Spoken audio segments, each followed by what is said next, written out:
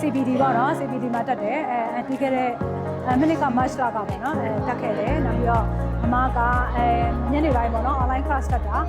ညနေ9:00နာရီကနေ9:00နာရီပေါ့နော်Zoom ကနေပဲတက်တယ်တကယ်ချင်းတွေကတော့အများကြီးရှိတယ်ပေါ့နော်နောက်ပြီးတော့သူကလည်း6ခုဆိုတော့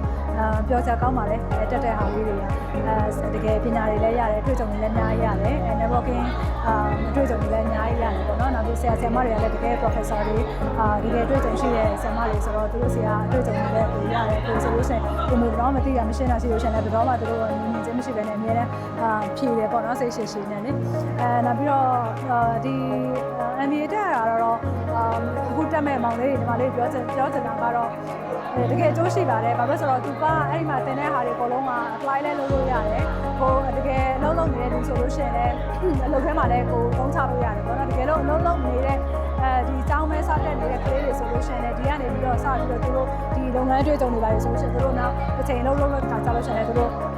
ပြန်ပြီးသုံးချလို့ရတယ်ပေါ့လေနောက်ပြီးတော့ဒီလိုမျိုးအခုဒီလိုမျိုးပွဲလေးတွေနောက်ပြီးသားထဲမှာ industrial physics တွေပါတယ်လုပ်တယ်နောက်ပြီးဒီ time လေးတွေပါလေ professor တွေနဲ့တို့တွေ့ရတာကိုမေးချင်တာလေးမေးလို့ရတယ်အဲ့လိုအစီအစဉ်လေးတွေလည်းမတို့ join မှုရ tea time ဆိုရှင်လည်းတစ်ခါ join မှုရပေါ့နော် industrial physics ဆိုလို့ရှင်လည်းဒီ Star City မှာတို့တစ်ခါလုပ်တယ်အဲ့ဒါလည်း join မှုရ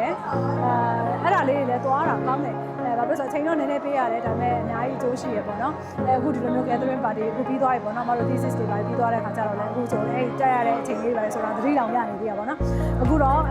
gathering party မှာလည်းဒီလိုမျိုးအကောလုံးပေါ့နော်အကြောင်း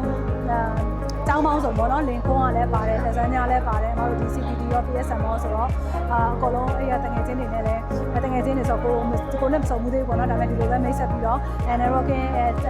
networking session မှာဒီလိုမျိုး live မိတ်ဆက်တဲ့ခါကျတော့လည်းတွေ့ရတာပေါ့နော်တငယ်ချင်းတွေပေါ့လို့နောက်တစ်ချိန်နောက်ပြီးတော့graduation ကြလည်းတွေ့ရအောင်ပါအခုဒီလိုမျိုးnetworking event လေးလုပ်ပေးတဲ့အတွက် gathering party လေးလုပ်ပေးတာတကယ်ပြောရပါတယ်နောက်ပြီးကျေးဇူးလည်းအများကြီးတင်ပါတယ်CPD ကို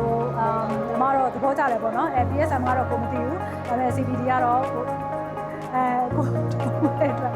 ကျေးဇူးအများကြီးတင်ပါတယ်ဟုတ်ကျေးဇူးတင်ပါတယ်